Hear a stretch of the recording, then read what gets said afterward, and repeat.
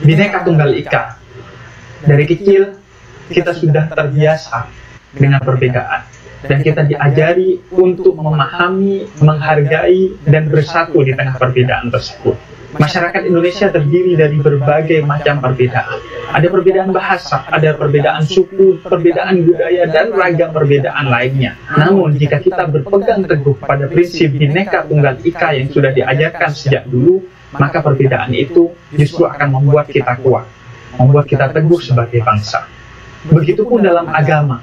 Islam mengajarkan dalam Al-Quran surat Al-Hujurat ayat 13 bahwa perbedaan itu Allah yang menciptakannya. Perbedaan gender laki-laki dan perempuan, perbedaan suku, perbedaan bangsa, itu semua diciptakan oleh Allah Subhanahu wa Ta'ala. Namun untuk apa? Bukan untuk berpecah belah, tapi untuk saling mengenal dan bersatu di tengah perbedaan tersebut. Itu berarti bahwa perbedaan itu adalah sesuatu yang memang fitrah kita, yang tujuannya adalah persatuan, bukan cerai-berai di tengah perbedaan tersebut.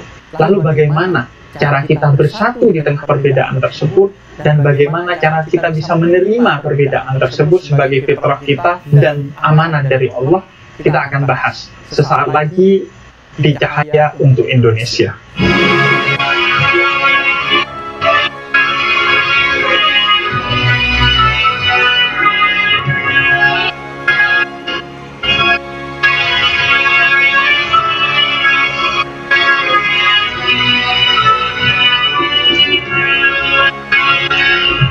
Assalamualaikum warahmatullahi wabarakatuh. Kembali lagi kita di program Cahaya untuk Indonesia di channel YouTube Cahaya untuk Indonesia. Kita kali ini akan belajar kembali tentang satu hal yang juga penting dan menjadi keresahan bagi kita. Sudah lama, beberapa tahun ini kita dirasakan dengan isu-isu tentang Islam dan nasionalisme. Seolah-olah kalau jadi Muslim itu nggak boleh nasionalis, seolah-olah kalau jadi nasionalis itu nggak boleh Islami, seolah-olah harus jalan sendiri. Ini sudah kayak partai, ada partai yang nasionalis, ada partai yang Islami, seolah-olah harus berjalan sendiri-sendiri. Nah, ini kita akan bahas tentunya bersama Habib Jindan bin Naufal bin Salim bin Jindan di yayasan beliau, di Yayasan Al-Fahriyah, dan bersama lagi para santri-santri beliau di sini. Habib, sebelum kita berbicara tentang nasionalisme, kadang orang ini menjadi sulit merasa saudara sebagai sesama orang Indonesia itu karena banyaknya perbedaan. Ada yang, saya nggak mau bersaudara dengan si B karena beda agama. Saya nggak mau bersaudara dengan si B karena beda suku. Bahkan saya nggak mau bersaudara dengan si B karena beda pilihan politik. Bahkan kadang beda pengajian, gitu. Dan perbedaan itu jumlahnya besar sekali di Indonesia. Saya nggak berani ngomongin jumlah suku karena jumlahnya ratusan di Indonesia, 500 lebih jumlah perbedaan suku. Bahkan jumlah perbedaan menyebut martabak manis ini. Indonesia ini ada 7. Kalau di Jakarta biasanya disebutnya martabak manis. Tapi kalau saya di Jawa Timur disebutnya terang bulan. Ada yang bilang kue Bandung dan lain sebagainya. Ada 7. Perkara nyebut martabak manis saja ini. Nah, kalau kita tidak dibekali dengan kesiapan menerima perbedaan dan menganggap seolah-olah yang berbeda itu harus kita musuhi, ajaran Islam seolah-olah mengajarkan tentang itu, ini kan bahaya sekali. Nah, yang pertama, bagaimana kita menyikapi perbedaan itu? Alhamdulillah, wassalamualaikum ala sayyidina Rasulillah sayyidina Muhammad ibn Abdullah wa ala alihi wa sahbihi wa mawala ma ba'd. Perbedaan tersebut hikmah dari Allah Subhanahu wa ta'ala. Allah Ta'ala Maha mampu menjadikan manusia semuanya sama. Tapi Allah Ta'ala bikin perbedaan yang beragam. Perbedaan yang utama, perbedaan laki-laki, perempuan. Itu sebuah perbedaan yang nyata. Tapi apakah itu mendasari untuk saling bermusuhan? Tidak. Allah Ta'ala bikin perbedaan laki-laki, perempuan. Perbedaan warna kulit. Perbedaan suku. Perbedaan bangsa. Perbedaan bahasa. Perbedaan budaya. Perbedaan dalam segala hal. Dalam beragam. Bahkan kita pun juga yang satu bangsa, satu suku, satu bahasa, tapi wajah kita beda-beda, nggak ada yang sama. Kita kalau lihat kucing kelihatan wajahnya sama semua. Kalau kita lihat tikus kelihatan wajahnya sama semua. Kalau kita lihat hewan wajahnya sama. Tapi manusia beda semuanya. Semut kelihatannya wajahnya sama semuanya. Tapi kalau manusia wajahnya beda. Untuk apa perbedaan tersebut? apakah sebagai bahan untuk gorengan, jadi kita jadi berantem, jadi ribut, berkelahi. Ya, Allah Ta'ala berfirman, ya ayuhan nas, inna khalaqnakum min dzakarin wa untha. Wahai sekalian manusia, kami ciptakan kalian dari kaum laki-laki, kaum perempuan. Ja'alnakum syu'uban wa qabaila. Kami jadikan kalian berbangsa-bangsa, bersuku bangsa yang beragam, berbeda-beda. Untuk apa? Lita'arafu, untuk kalian saling kenal, untuk kalian saling pengertian, untuk kalian saling berbagi kebaikan, berbagi ma'ruf satu sama lain, saling berbuat baik kepada satu sama lain. Dan jangan dijadikan perbedaan ini sebagai bentuk klaim terhadap sesuatu yang dia punya. Warna kulit saya yang paling spesial, suku saya yang paling spesial, bahasa saya yang paling spesial, wilayah saya yang paling mulia. Nah, mau tahu kemuliaan bukan dari suku, bukan dari bangsa, bukan dari warna kulit, bukan dari pakaian, tetapi inna akramakum indallahi atqakum, yang paling mulia di antara kalian di sisi Allah, yang paling bertakwa, yang paling takut kepada Allah Ta'ala, yang paling patuh menjalankan perintah Allah, paling patuh meninggalkan larangan Allah Subhanahu wa Ta'ala. Itu yang paling mulia di sisi Allah Subhanahu wa Ta'ala. Suku bangsa yang paling mulia, yang paling takwa. Dan kita ingin memajukan bangsa, jadikan bangsa kita ini makin bertakwa kepada Allah Subhanahu wa Ta'ala, makin menyayangi satu sama lain, makin merahmati satu sama lain.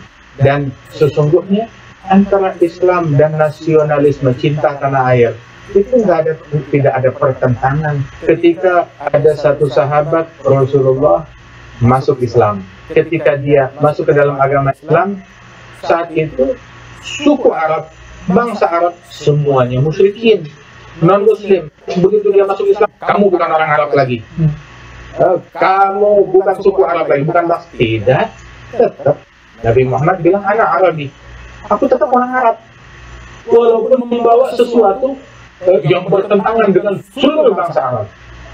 Terus Rasulullah berbangga mengucapkan Al-Quran Arabi. Quran bahasanya pun juga bahasa Arab. Walukat ahlul jannah Arabiyah, bahasa surga pun juga bahasa Arab, sebagai bentuk penghormatan kepada Nabi Muhammad Sallallahu Alaihi Wasallam.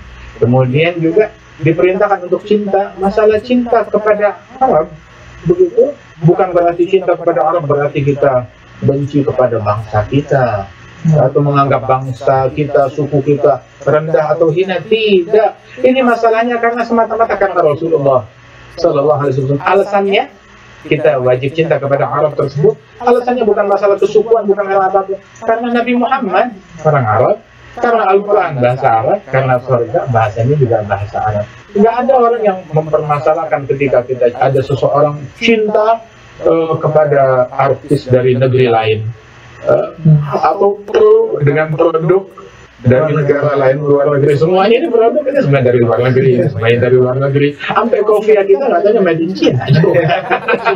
Semuanya dari sejadah kita pun juga dari luar negeri. Semuanya.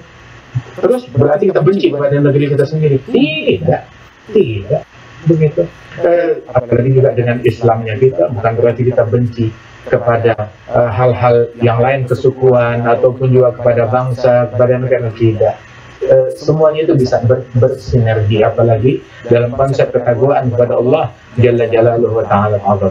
Kadang kita dipertentangkan antara kecintaan kita kepada bangsa Arab sebagai bentuk kecintaan kita kepada Nabi Muhammad, dengan seolah-olah karena kita cinta kepada bangsa Arab karena itu bangsanya Nabi Muhammad, seolah-olah akhirnya nggak cinta kepada Indonesia karena menganggap nggak ada tuntunan dari Nabi untuk mencintai negerinya, untuk mencintai Indonesia. Yang ada tuntunan hanya mencintai bangsa Arab.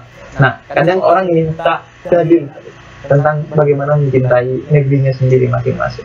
Ada sahabat Tsumabah bin Utsal, ketika dia masuk Islam langsung buat statement, ya Rasulullah, dahulu di muka bumi ini nggak ada orang yang paling saya benci melebihi engkau, tapi begitu Islam masuk, sekarang wajahmu menjadi orang yang paling saya cintai.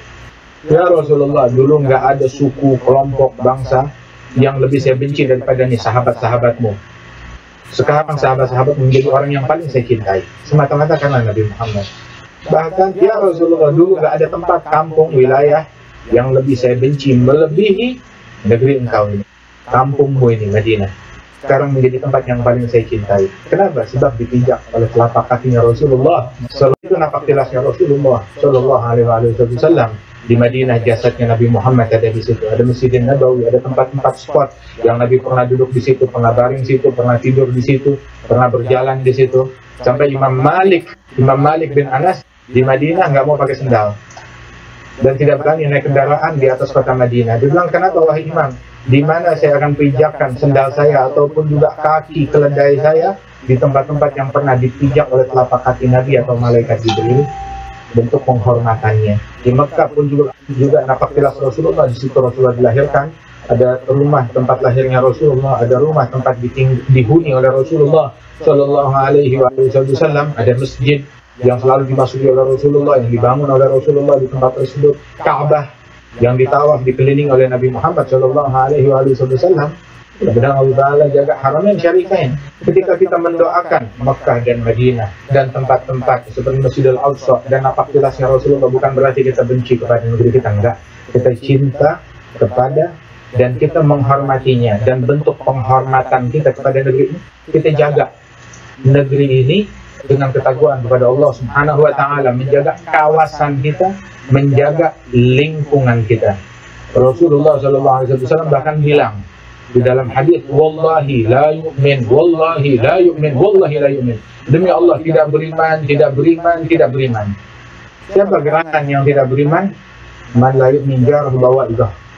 Yang tidak beriman itu adalah orang yang tidak membuat lingkungannya, kawasannya, tetangganya aman dari gangguannya. Jadi kalau dia ganggu lingkungannya, dia ganggu kawasannya, dia ganggu tetangganya, masyarakat sekitarnya, maka dia tidak beriman. Kata Rasulullah SAW.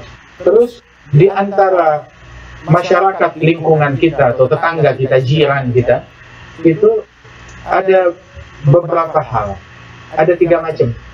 Ada tetangga yang memiliki satu hak, adalah tetangga yang berdekatan dengan kita, satu kawasan, satu wilayah, satu lingkungan. Dia punya hak yang harus kita hargai sebagai tetangga dan orang-orang yang berada di kawasan kita, di lingkungan kita.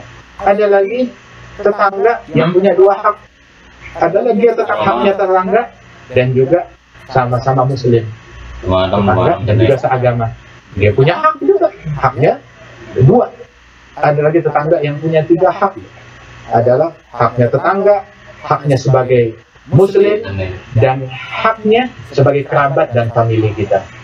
Itu tetangga yang punya 3 hak. Dan rata-rata ini semuanya ini 3 ragam ini ada di dalam negeri kita.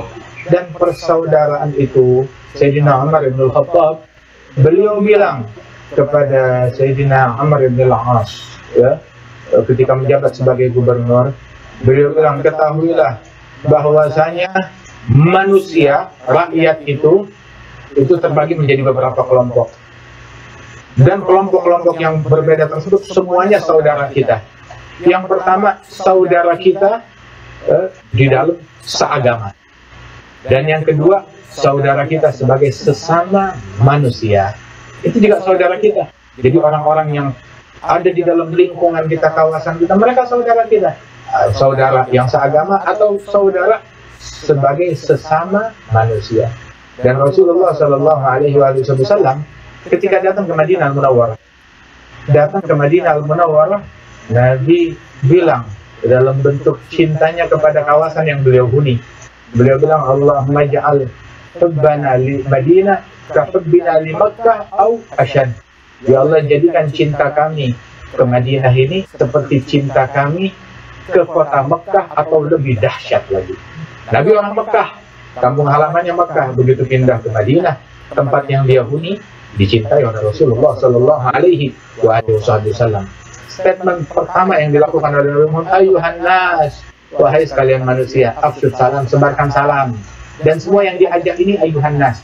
Nabi tidak memanggil ayuhal muslimun, wahai orang Islam, atau ayuhal muhajirun, hai orang muhajirin yang sekampung sama saya, atau ayuhal ansor, wahai orang-orang yang ada di kampung sini saja.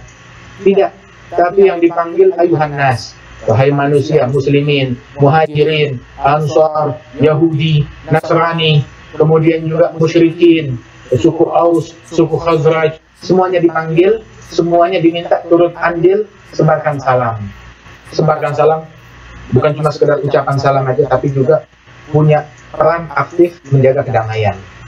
Menjaga kedamaian, memberikan keselamatan. Keselamatan di dalam berucap, keselamatan di dalam berbuat, keselamatan di dalam prasangka dan hati. Memberikan keselamatan kepada orang lain, membuat mereka merasa selamat terhadap harta mereka, terhadap darah mereka, terhadap harga diri dan kehormatan mereka, tidak dinodai. Afshu salam, sebarkan salam. Wasilul arham, sambung silaturahmi. Walaupun beda agama, sambung, kita sambung. Kemudian juga wa'atimut ta'am, kasih makan orang yang muslim maupun yang non muslim. Bahkan tawanan perang dijamu di Madinah dengan jamuan yang paling terenak, yang paling termewah yang dimiliki oleh orang Madinah. Tanyakan orang yang bilang hak asasi manusia, hak asasi wanita, hak asasi anak, hak asasi hewan dan binatang, apa yang mereka lakukan terhadap tawanan. Belum ada Guantanamo, belum ada waktu itu. Subhanallah, Islam yang ajarkan kemanusiaan. Tawanan perang di Madinah, dijamu, perjamuan seperti tamu besar. Akhlaknya Rasulullah SAW. Atimut ta'am, kasih makan semua orang. Sallu billahi wa nasu niyam, salat di malam hari ketika manusia tidur. Ini khususnya kaum muslimin sebagai bentuk dakwahnya Rasulullah SAW, menjaga stabilitas negeri. Ada satu orang datang, ya Rasulullah, di kampung saya ada wanita. Kenapa wanita itu istimewa? Taqumul lail tasumun nahar. Kerjaannya kalau malam tahajud non-stop. Bangun malam non-stop, salat mulu. Ibadat sepanjang malam. Kemudian siang hari tasumun nahar. Tiap hari puasa. Tapi satu, kan lakinnaha tu'dhi jaraha bilisaniha. Tapi dia mengganggu kawasannya, lingkungannya dengan lidahnya, dengan mulutnya.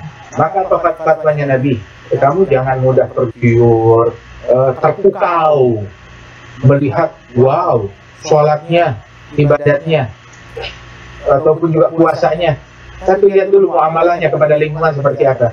Nabi bilang, orang tersebut yang katanya puasa setiap hari, tahajud sepanjang malam non-stop, tapi mengganggu kawasan dan lingkungan dengan mulutnya, Nabi bilang, la khaira fiha hiya finnar. Ini orang tidak ada baiknya sama sekali, dia di neraka, kata Rasulullah.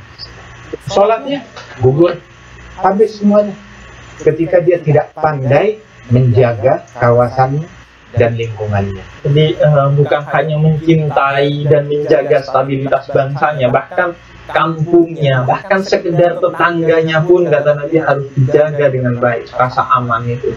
Sebab rasa aman itu nikmat yang jarang disyukuri oleh orang-orang, dan baru berasa kalau sudah kehilangan. Kita sekarang jalan siang hari, malam hari, subuh aman, tenang, nggak takut apapun.